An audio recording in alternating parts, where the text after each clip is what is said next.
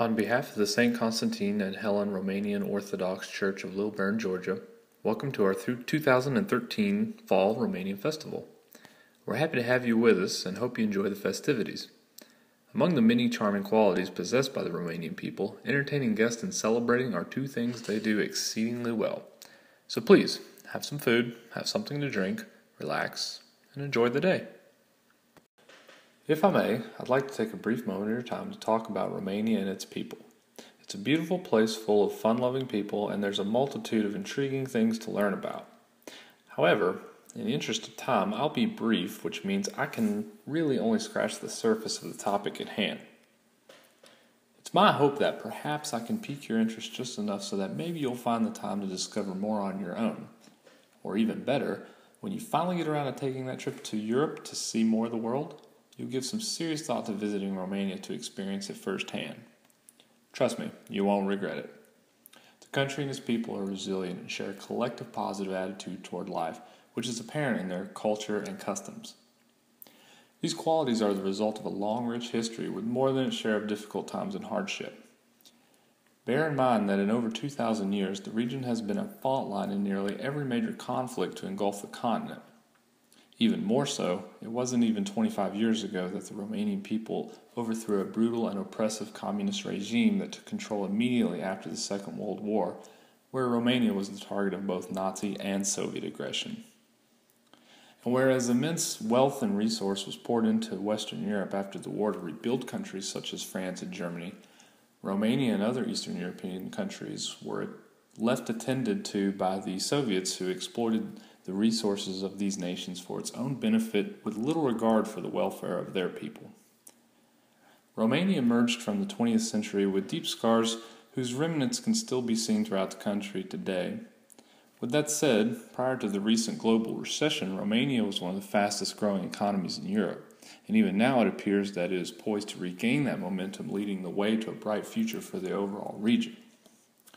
Now, there are a lot of reasons why everyone on planet Earth should celebrate Romania. For one, the world we live in would be a very different place if not for a number of very inventive Romanians. If you've ever used a pen to write with or taken a trip by airplane, you need to take a moment to say mulțumesc, or thank you, to Petrac Poinar and Henry Coanda, respectively. Poinar invented the fountain pen in 1827 while living in France, where he was granted a patent for his invention. Coanda, a well-known innovator in the field of aeronautics, designed the first jet-propelled aircraft, just 4 years after the Wright brothers' famous flight at Kitty Hawk, North Carolina in 1903. And if you've ever ridden in an automobile, or for that matter used anything derived from petroleum products, you have Lazar Adelianu to thank. He is credited with developing a petroleum refining process which formed the basis of all modern oil refining throughout the world.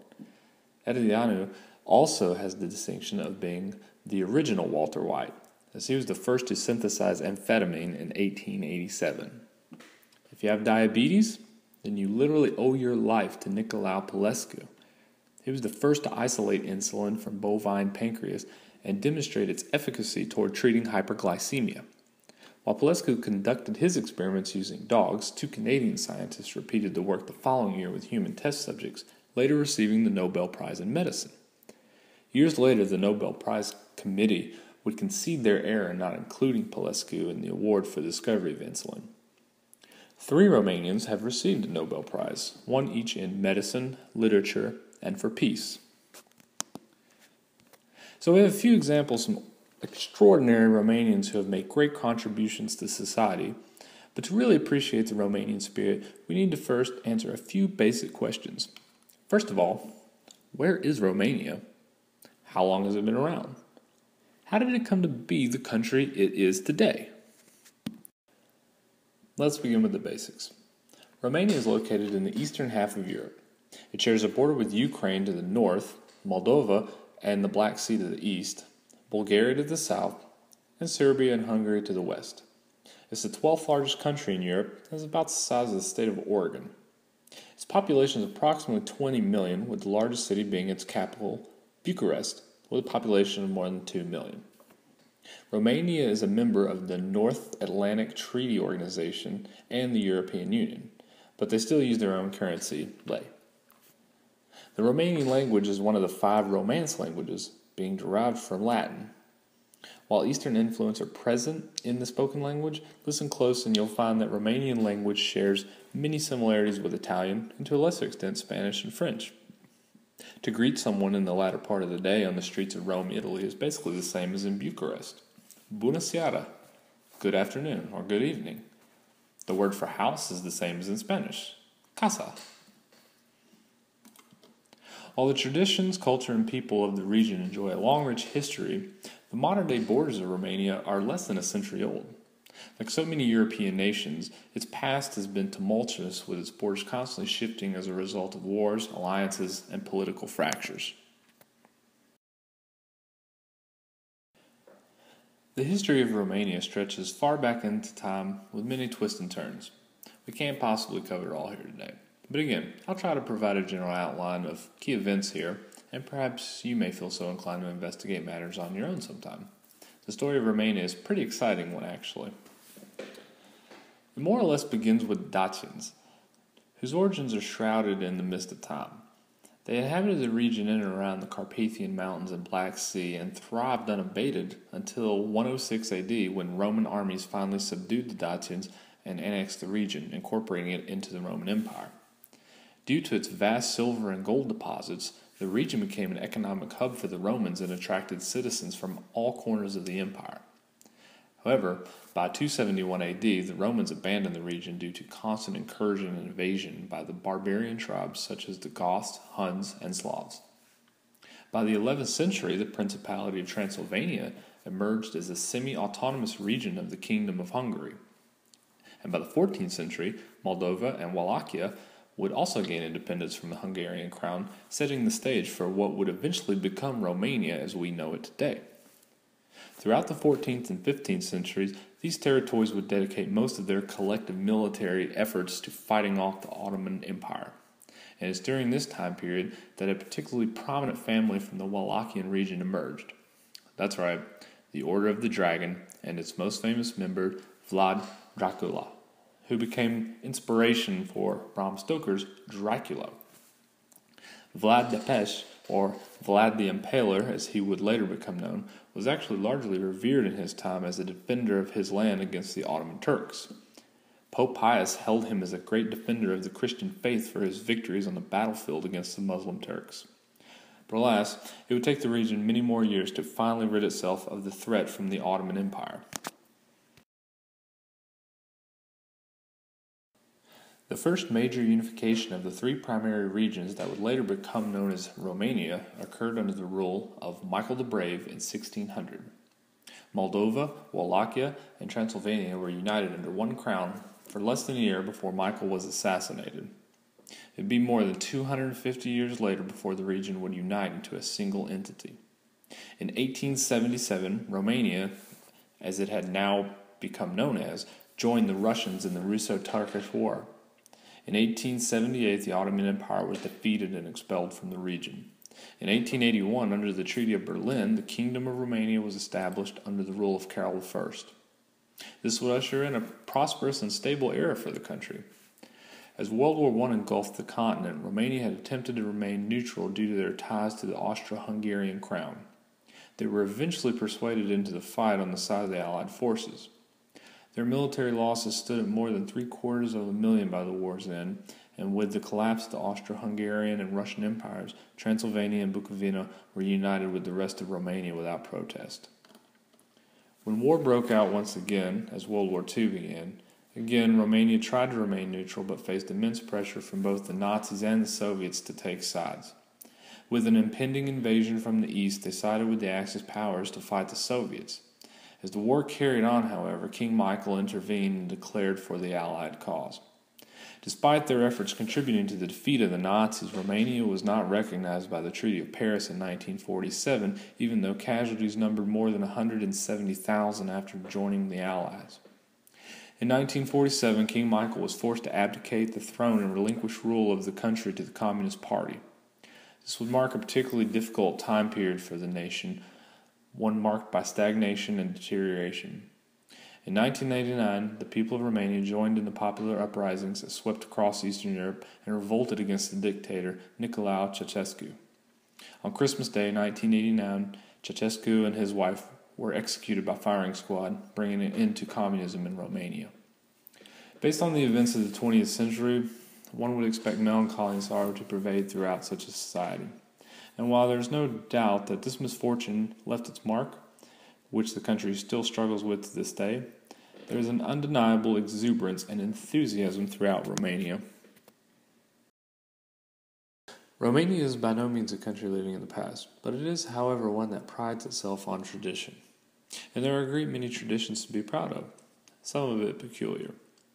For example, in the Mary Cemetery in Mare Mureș, tombstones are colorfully adorned, depicting the life and in some cases the death of the person to which they belong. On a less somber note, Easter eggs are taken to a whole other level in Romania. While eggs are associated with the Easter holiday in spring, you won't find any Easter bunnies. The Easter celebration is very much focused on the religious significance, and Easter eggs are intricately adorned. Wooden eggs are decorated with colorful beads and elaborate designs akin to Fabergé eggs.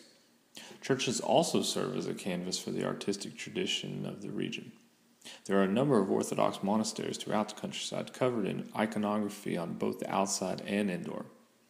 Whether it's Easter eggs, churches, or traditional costumes at a local festival, it's all about vivid colors and intricate designs. All of these beautiful traditions merely represent one of many dimensions to the cultural composition of Romanian society. They've had their share of composers, writers, and artists that have left their mark on the global stage. I would be remiss if I didn't mention George Enescu, arguably one of the most gifted classical musicians that has ever lived. Enescu was a child prodigy who composed his first works as early as 5 years old. He was an accomplished violinist, pianist, conductor, and composer. Two of his most popular works are the Romanian Rhapsodies 1 and 2. Another quite famous Romanian artist is the poet Mihai Eminescu. His first works were published when he was merely 16 years old. Throughout his career, he penned over 46 volumes of poetry totaling more than 14,000 pages. Lucia Faro is considered his masterpiece and has the distinction of being the longest love poem ever written. The sculptor Constantine is considered a pioneer in modernism and commonly referred to as the patriarch of modern sculpture. He spent the majority of his career in France and has a number of works housed in the Chicago Museum of Modern Art. There are a number of masterpieces you won't have to search very hard to find in Romania, and that's the buildings. Any fan of architecture will find plenty of subjects to appreciate, both old and new. The Parliament building is hard to miss when you visit Bucharest. It's not necessarily a masterpiece so much as it is simply gigantic. So, you really aren't allowed to have a discussion about Romanian architecture without mentioning this colossus. It's actually the second largest building in the world, second only to the Pentagon in Washington, D.C. It was built during the Communist era, and now, as its name implies, serves as the House of Parliament. The Dorabant Tower, which is currently under construction, will stand at 200 meters in the heart of Bucharest when it's complete. It's held as a monument to cutting-edge modern architecture. In the interest of time, I'll move on, but I encourage you to do some searching on your own to discover more of the fantastic sights and sounds Romania has to offer. Whether you are a well-traveled citizen of this planet or have been mulling over a trip abroad for quite a while now, it makes no matter. Romania is a very tourist-friendly place to visit, and there's something for everyone. You have the beautiful beaches on the Black Sea, the majestic peaks of the Carpathian Mountains, rolling hills throughout the countryside dotted with villages and towns just waiting to entertain guests. Remember what I said before, two things Romanians excel at are hospitality and having a good time. I wasn't kidding. Now, of course, if you prefer more urban surroundings, you'll get along just fine in the bustling cities throughout the country such as Cluj, Brașov, and of course by far the largest, Bucharest. Getting into the country is no trouble as you can get a connecting flight from just about anywhere in Europe. Of course, most air traffic runs to Bucharest, but you can catch a flight into Cluj or Iași from places like France or Italy if the capital is not your intended destination. There are plenty of trains and buses to get from one city to another, but renting a car is relatively inexpensive, and driving on the streets of Romania isn't much different than here in the U.S.